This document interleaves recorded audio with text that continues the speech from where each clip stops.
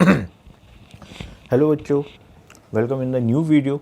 यहाँ हम लोग पढ़ते हैं inverse trigonometric function, chapter number 2, आपकी क्लास 12th एनसीईआरटी का है। ओके, ये बहुत इंपॉर्टेंट चैप्टर है और ये आपका कैलकुलस में भी बहुत काम आएगा। इसके बिना आप कैलकुलस में एक दो कदम भी आगे नहीं बढ़ा पाओगे ढंग से। ठीक, तो अगर आपको कैलकुलस चाहिए तो आपको आईटीएफ आना चाहिए, और आईटीएफ आना चाहिए उसके लिए ट्रिग्नोमेट्री आना चाहिए। ट्रिग्नोमेट्री का जो रिलेशन है वो आपकी क्लास 10th 11th की बुक से है, तो आप पहले उसको कीजिए, फिर इस चैप्टर के ऊपर आइए। ठीक है, अब बात चलती है इन्वर्स ट्रिग्नोमेट्रिक फंक्शन की। तो इन्वर्स का मतलब क्या होता है वो समझेंगे। ट्रिग्नोमेट्रिक फंक्शन हम लोग पहले पढ़ चुके हैं 10th और 11th क्लास में। ठीक है, तो इन्वर्स पढ़ने से पहले हम दो चीज़ों के बारे में डिस्कस कर लेते हैं। एक नाम होता है रेंज का और एक नाम होता है डोमेन का। रेंज और डोमेन क्या होती हैं वो क्लियर कर लेते हैं। जैसे मान लेते हैं कोई भी हमारा एक फंक्शन है और उसका ग्राफ ये है, तो आप इसे थोड़ा अगर गौर से देखें, मैं आपको दिखवाता हूँ। ये एक्स एक्सिस हो गई और ये वाई एक्सिस हो गई। ओके, एक्स एक्सिस और वाई एक्सिस में के बीच में ये ग्रीन से आपका फंक्शन है। अच्छा, एक्स एक्सिस पे ए से लेकर बी तक वैल्यू जा रही है और वाई एक्सिस में सी से लेकर के डी तक वैल्यू जा रही है। ठीक है सर, तो ये जो रेंज होती है ना, ये हाउ लॉन्ग होती है, मतलब कि इसकी ऊंचाई कितनी है। तो आप कहोगे कि सर इसकी रेंज जो है वो सी से लेकर डी तक है और वाई एक्सिस के अलोंग है। ठीक, तो रेंज का जब भी जिक्र आएगा तो वो वाई एक्सिस के अलोंग होगा, और डोमेन का जब भी जिक्र आएगा वो एक्स एक्सिस के अलोंग होगा। क्लियर है बात? ओके सर, ठीक। तो अब बात ये आती है कि इसका हमारे इनवर्स ट्रिग्नोमेट्रिक फंक्शन से क्या रिलेशन है वो बताइए। देखिए, जैसे ये फंक्शन था, या कोई भी एक फंक्शन ले लेते हैं, चूँकि ट्रिग्नोमेट्रिक फंक्शन की बात कर रही, हम साइन एक्स की वैल्यू चार्ट की बात कर लेते हैं। तो जब साइन एक्स का चार्ट की बात करेंगे तो साइन एक्स का चार्ट कुछ इस तरीके से होता है। ओके, सब लोग जानते हैं ये चीज़? अच्छा, नहीं जानते हैं तो अभी बहुत डिटेल में हम लोग इन सब चीज़ों को पढ़ेंगे, सब क्लियर हो जाएगा। अच्छा, तो यहाँ पर ये तो थी हमारी एक्स एक्सिस और ये थी हमारी वाई एक्सिस। तो जब हम साइन एक्स की बात करते हैं तो इसका मतलब होता है कि साइन एक्स कहाँ से कहाँ तक जा रहा है, मतलब एक्स एक्सिस में कहाँ से कहाँ तक इसका फैलाव है। तो एक्स एक्सिस की जब बात चलेगी तो बात किसकी हुई है?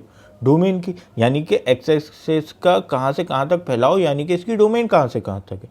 तो आप कहोगे सर पता नहीं, लेफ्ट हैंड से कहीं से आ रहा है और राइट हैंड तक कहीं को जा रहा है। तो जब पता नहीं ना, तो लेफ्ट हैंड पे माइनस इन्फिनिटी से लेकर प्लस की इन्फिनिटी तक इसकी डोमेन हो गई। ओके, ठीक है। अच्छा, सबसे ऊंची वैल्यू कितनी है? ये। और सबसे नीची वैल्यू कितनी है? ये। तो सबसे ऊंची वैल्यू होती है 1 वाई एक्सिस में, और सबसे नीची वैल्यू होती है -1 वाई एक्सिस में। तो ये तमाम बातें किसकी? ट्रिग्नोमेट्रिक फंक्शन साइन एक्स की चल रही हैं। अब हम लोग क्या करते हैं, अब हम लोग इसको थोड़ा सा और हिसाब से बनाते हैं। अब देखिए, ये हमने एक्स एक्सिस की जगह पर वाई एक्सिस पे फैला दिया। ठीक है, इन दोनों में कोई फ़र्क? बिल्कुल है। एक्स एक्सिस की जगह पर ये वाई एक्सिस में फैल गया। तो अब क्या हुआ सर? शिफ्टिंग हो गई। किसकी शिफ्टिंग हुई? सर जो रेंज थी वो डोमेन बन गया, और जो डोमेन थी वो रेंज बन गई। क्लियर है सर? तो जब रेंज डोमेन में कन्वर्ट हो जाए, डोमेन रेंज में कन्वर्ट हो जाए, तो जो नया फंक्शन बना होता है वो पिछले वाले फंक्शन का इन्वर्स फंक्शन कहलाता है। ट्रिग्नोमेट्रिक फंक्शन की बात करेंगे तो इन्वर्स ट्रिग्नोमेट्रिक फंक्शन कहलाएगा। क्लियर है बात? ओके, अब बात ये आती है कि इन्वर्स ट्रिग्नोमेट्रिक फंक्शन को कैसे लिखा जाता है। जैसे साइन -1x, तो ये जो -1 है ये क्या है? ये इसकी एक्सपोनेंट नहीं है, पावर नहीं है, नॉट एन एक्सपोनेंट, यानी कि ये इसकी पावर नहीं है। ये क्या है अगर पावर नहीं है? ये केवल रिप्रेजेंटेशन है कि ये साइन एक्स फंक्शन का इन्वर्स फंक्शन है। ये -1 लगने का मतलब है पावर की जगह पर लगा है, मगर ये पावर नहीं है। ये ध्यान रखिएगा इस बात को। तो अगर कहीं पर लिखा है साइन इन्वर्स एक्स, ठीक, तो इसका ये कतई मतलब ना होगा कि ये 1/sin x हो जाएगा। ये बिल्कुल मतलब नहीं है इसका। ठीक है, क्लियर है बात? अगर कहीं साइन इन्वर्स एक्स लिखा है तो इसका बिल्कुल मतलब नहीं है कि ये 1/sin x होगा। क्यों नहीं होगा सर? क्योंकि ये इन्वर्स फंक्शन है, ना कि ये पावर नहीं है। हाँ, अगर ये साइन एक्स की होल पावर -1 इस तरीके से होता तो अब ये पावर बनती, तो अब आप इसको 1/sin x लिखते, और 1/sin x को पूरी दुनिया जानती है कितना होता है, कोसेक x। क्लियर है बात? ठीक है, तो इन दोनों में थोड़ा सा फर्क है, इस फर्क को बस समझ लीजिए। अब हम लोग आगे आते हैं कि ITF, हमारी जो इन्वर्स ट्रिग्नोमेट्रिक फंक्शन है वो कौन कौन है, वो आप सब लोग जानते हो कि साइन इन्वर्स है, कॉज इन्वर्स है, cosec inverse, sec inverse, tan inverse और कॉट इन्वर्स है। ठीक है, उसके आगे इनकी रेंजेस दे रखी हैं, ये याद करने की बहुत ज़्यादा ज़रूरत नहीं है, एक दो बार बस देख लीजिए, काम हो जाएगा। रेंजेस की अगर हम बात करें तो देखिए इसमें कुछ सिमिलैरिटीज़ आ रही हैं। सिमिलैरिटीज़ किस तरीके से आ रही हैं वो समझते हैं। देखिए -π/2 से प्लस के π/2, 0 पाई, ओके। -π/2 से प्लस के π/2 तक एक्सेप्ट 0, ये जो करली ब्रैकेट में दे रखा है ये एक्सेप्शन का केस होता है। ठीक है, सेक इन्वर्स की बात होगी तो 0 से पाई एक्सेप्ट π/2, टेन इन्वर्स की बात होगी -π/2 से प्लस के π/2 in open interval, cot inverse की बात होगी 0 से पाई इन ओपन इंटरवल। ये जो बड़े ब्रैकेट हैं ये क्लोज इंटरवल होते हैं। Open interval, close interval class 11 में आप लोग बहुत अच्छे से सीख कर आए हो, नहीं सीखे हो तो इनको जा करके पढ़ लेना। ओके, तो हमने क्या किया, हमने इनको थोड़ा सा अलग अलग विभाजित कर दिया, अलग अलग कर दिया। कैसे? जैसे इसको, क्योंकि -π/2 से प्लस π/2 है, इसको और इसको, इन तीनों को एक ग्रुप में रखा और बाकी बचे हुए 3 को एक ग्रुप में रखा। इनके नाम रख दिए कि ग्रुप 1 है, ग्रुप 2 है। इनकी जो सॉल्व करने की टेंडेंसी रहेगी सेम रहेगी, इनको सॉल्व करने की जो टेंडेंसी रहना वो सेम रहना। क्लियर है बात? Okay sir. अब बात आ जाती है अगले, जो क्वेश्चन आता है वो आता है प्रिंसिपल वैल्यू पर। ठीक है सर? ठीक है, तो प्रिंसिपल वैल्यू पर बेसिकली हमारा 1 मार्क का क्वेश्चन आना ही आना है एग्जाम में। ठीक है, इसको कैसे करेंगे? रूल्स हैं, 2 रूल रखिएगा। चेक द ग्रुप कि फर्स्ट ग्रुप का था या सेकंड ग्रुप का। अभी जो आप लोगों को ग्रुप डिस्कस करवाए थे, ठीक है, ये वाले, ये दोनों, इन्हीं ग्रुप को आपने चेक कर लेना है। तो check the group and then apply the rule. अब रूल क्या होगा वो मैं आपको समझा देता हूँ। देखिए, रूल होता है कि अगर प्लस का है तो कोई दिक्कत नहीं है, माइनस का है तो देख लो। क्या बताया? प्लस का है तो कोई दिक्कत नहीं है, माइनस का है तो देख लो। सर समझ में नहीं आया तो एक आधा एग्जाम्पल देख लेते हैं तो समझ में भी आ जाएगा जी। ठीक है, जैसे साइन इनवर्स, अब ब्रैकेट के अंदर क्या है, प्लस का, तो कोई दिक्कत नहीं है। 1/2 साइन में कितने की वैल्यू होती है? सर 1/2 साइन में साइन 30 की वैल्यू होती है, उसको रेडियन में कन्वर्ट करवाएंगे तो π/6 हो जाएगा। ठीक है, प्लस का है तो वैसे ही रहने दो, कोई दिक्कत नहीं। ठीक है, अब देखो साइन 1/2 जो है साइन में कितने की वैल्यू है, π/6 की, अभी ऊपर करा। ठीक, मगर चूंकि ये माइनस का है तो क्या लगा दो, माइनस। ये सारा खेल फर्स्ट ग्रुप के बंदों का चल रहा है। Okay sir. कोसेक इनवर्स 2 यानी कि 30 डिग्री की वैल्यू ये 2 होता है तो π/6, प्लस का है तो प्लस ही रहने दो। कोसेक इनवर्स -2 यानी कि π/6, माइनस का है तो माइनस लगा दो। टेन वर्स 1 10 में π/4 यानी 45 डिग्री की वैल्यू होती है, प्लस का है प्लस रहने दो। -1 अगेन वही चीज़ है, 1 की बात करें तो π/4 की वैल्यू होती है, पर चूंकि माइनस है तो यहाँ माइनस लगा दो। और ये तमाम खेल किसका चला? ग्रुप नंबर 1 का। तो अगर ग्रुप 1 से कोई बंदा आता है और उसकी प्रिंसिपल वैल्यू आपसे मांगते हैं तो आप सीधा सा उठाकर इसी तरीके से आंसर दे सकते हो। 1 नंबर का क्वेश्चन आएगा, बहुत ज़्यादा सॉल्व करने की ज़रूरत है नहीं, डायरेक्टली आंसर पे भी काम चलता है। ठीक, कॉज इनवर्स 1/2 की बात करें, देखो प्लस है तो कोई दिक्कत की बात नहीं है। 1/2 कॉज में 60 की वैल्यू है, कॉज 60 की 1/2 वैल्यू होती है, तो 60 को जब कन्वर्ट करवाओगे तो π/3 हो जाएगा। ओके, 1/2 है, 1/2 मतलब क्या हो गया, π/3, माइनस का है लगा दो। मगर चूंकि ये ग्रुप 2 के बनने हैं कॉज इनवर्स, याद रखिएगा, तो ग्रुप 2 वालों के साथ पाई और लग जाता है उससे पहले। ठीक, तो ये क्या हो जाएगा, एलसीएम 3 आएगा, 3 1 जा 3 पाई माइनस पाई, और ये बनेगा आपका 2π/3। ठीक, अच्छा सर। कॉज इनवर्स √3/2, √3/2 π/6 की वैल्यू होती है, सही है सर। तो कॉज इनवर्स माइनस का √3/2, तो ये माइनस के π/6 की वैल्यू हो जाएगी। मगर चूंकि ग्रुप 2 का बंदा है तो पहले कौन लग जाएगा, पाई लग जाएगा बस। तो 6 1 जा 6, -1 यानी कि 5π/6, ये आंसर हो गया। अगले की बात करें 1 का मतलब कॉट में कितने की वैल्यू होती है सर? कॉट में वैल्यू होती है cot 45 की। ठीक है, तो पाई बाई 4। प्लस का है ऐसे ही छोड़ दो, अब माइनस है तो माइनस का पाई बाई 4 आएगा, सही है सर।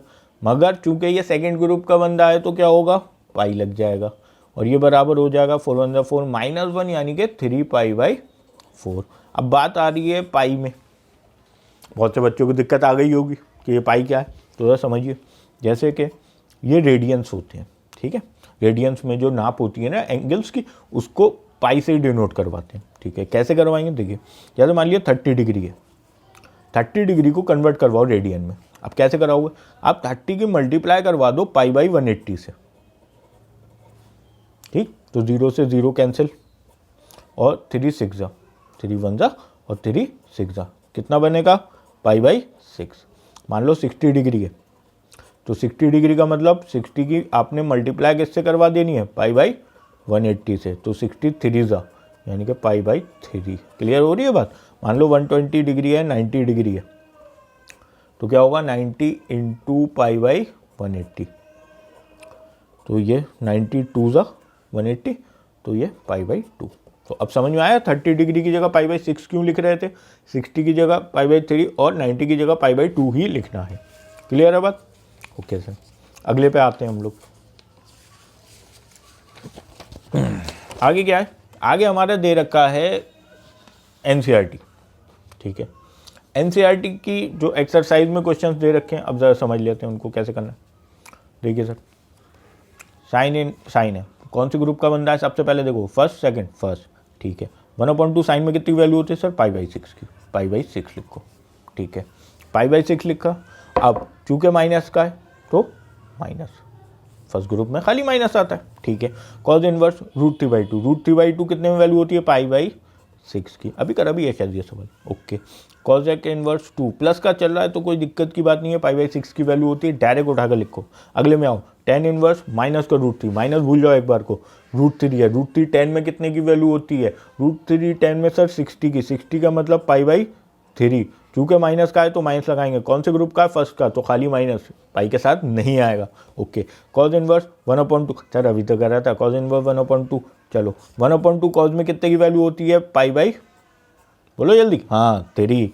फिर माइनस का है तो लगा दो, कॉज कौन से ग्रुप का बंदा है, सेकंड का, सेकंड का मतलब पाई लग जाएगा, तो 3 1 जा 3 -1 यानी कि 2 पाई बाई 3, ओके सर। आगे बढ़ें, tan इनवर्स -1, सर माइनस का पाई बाई 4 अब भी करा है बिल्कुल पीछे ही, ठीक है। सेक इनवर्स 2/√3 मैं नहीं कराऊंगा, आप कराएंगे और होमवर्क में करेंगे और आंसर भेजेंगे इन कमेंट। भाई अब आप लोग भी तो थोड़ा करें, ठीक है। कॉट इनवर्स √3 कॉट में कितने की वैल्यू होती है सर, पाई बाई 6 यानी कि 30 की। प्लस का केस है तो प्लस ही रहने दो। अच्छा अगले में आते हैं, कॉज इनवर्स -1/√2, ठीक है। यहाँ से चलो 1/√2 कॉज में 45 डिग्री की वैल्यू होती है यानी कि पाई बाई 4 की वैल्यू होती है, माइनस है लगा दो। कॉज इन कौन से ग्रुप का बंदा है, कॉज इनवर्स सेकेंड का, तो पाई, तो 4 1 जा 4 -1 यानी कि 3 पाई बाई, बोलो 4, ठीक है ना। चलिए सर आगे आते हैं, कॉसेक इनवर्स -√2, √2 जो है कॉसेक में कितने की वैल्यू है, पाई बाई 4 की, माइनस है लगा दो। अब बात चल रही है कॉसेक की, ये फर्स्ट ग्रुप का है तो माइनस ही काफ़ी है, ठीक। अगला क्वेश्चन ये इंपॉर्टेंट है, हालांकि इंपॉर्टेंट मेरे हिसाब से तो नहीं है मगर एग्जाम में आ जाता है, तो अब हम क्या कर सकते हैं। इसमें क्या है कि tan इनवर्स 1 प्लस इतना, ओके सर। नो 3 क्वेश्चन, छोटे छोटे 3 क्वेश्चनों को क्लब करके दे दिया आपको, तो हम तीनों को अलग अलग कर लेंगे। देखिए सर कैसे, 1 है प्लस का, पहले ग्रुप का बंदा है, 1 जो होती है ना 10 में पाई बाई 4 की वैल्यू होती है, बहुत आराम से लिख देंगे, प्लस है लगा दो। अब लगा दो ब्रैकेट, ओके सर। 1/2 कॉज में कितने की वैल्यू होती है, 1/2 कॉज में वैल्यू होती है कॉज 60 की यानी कि पाई बाई 3 की, ओके। माइनस है लगा दो, कॉज इनवर्स सेकंड ग्रुप का बंदा है तो पहले प्लस लग जाएगा, ठीक, प्लस, फिर ब्रैकेट लगाऊंगा क्योंकि माइनस है। 1/2 साइन में कितनी की वैल्यू होती है, साइन 30 की यानी कि पाई बाई 6, माइनस है लगा दिया, फर्स्ट ग्रुप का बंदा खाली माइनस काफ़ी है। अब इसे उठा के सॉल्व कर लो, छोटा सा बच्चा भी सॉल्व कर देगा उठा के अब तो ये हो जाएगा π/4 प्लस 3 × 3 -1 यानी कि 2π/3 ओके, प्लस माइनस माइनस π/6। ठीक है सर, एलसीएम ले लेते हैं 4 3 6 सर एलसीएम 12 आएगा। ठीक है आ गया। कैसे आया आप लोग जानते हो ना, 4 3 6 का एलसीएम इस तरीके से लेते थे जब हम छोटे थे, 2 से फिर 3 ऐसे ही रहेगा, ये 3 टाइम्स, अब फिर 2 से 1 3 3 फिर ये 3 से 1 1 1 इन तीनों की मल्टीप्लाई यानी कि 3 2 6 6 2 12 ओके। ठीक है, अब 12 को 4 से डिवाइड करवाओ, कितने टाइम जाएगा 3 टाइम्स, 4 3 12 होते हैं ना 3 टाइम, उस 3 के ऊपर पाई से मल्टीप्लाई 3 पाई प्लस 12 को 3 से डिवाइड करवाओ 4 टाइम्स, उस 4 की 2 से मल्टीप्लाई 8 पाई। ठीक है, माइनस 12 को 6 से मल्टीप्लाई करवाओ, कितने टाइम्स 2 टाइम्स ओके सर, उस 2 के ऊपर पाई से मल्टीप्लाई 2 पाई। अब देखो 8 और 3 11, 11 में से 2 गए 9, कौन पाई ओके, अपॉन 12। ठीक है, ये दोनों 9 और 12 ये दोनों किसके टेबल में आते हैं सर 3 के टेबल में, 3 3 × 9 और 3 4 × 12 ओके। तो आंसर क्या आ जाएगा 3π/4 और ये आपका आंसर तैयार। ठीक है, तो ये पहली एक्सरसाइज आपकी कंप्लीट हो गई। सेकंड एक्सरसाइज आपकी अगली वीडियो में मिलते हैं। ठीक है, इसको अच्छे से प्रैक्टिस करना, सारे फॉर्मूले अच्छे से याद करना। 11th की 10th की ट्रिग्नोमेट्री अगर नहीं आती है आप लोगों को तो उसको प्रैक्टिस कीजिए। कोई दिक्कत परेशानी आ रही है बिल्कुल मुझे बताइए, कमेंट कर दीजिए, इंशाल्लाह बिल्कुल आपकी परेशानी दूर होगी। Okay bye.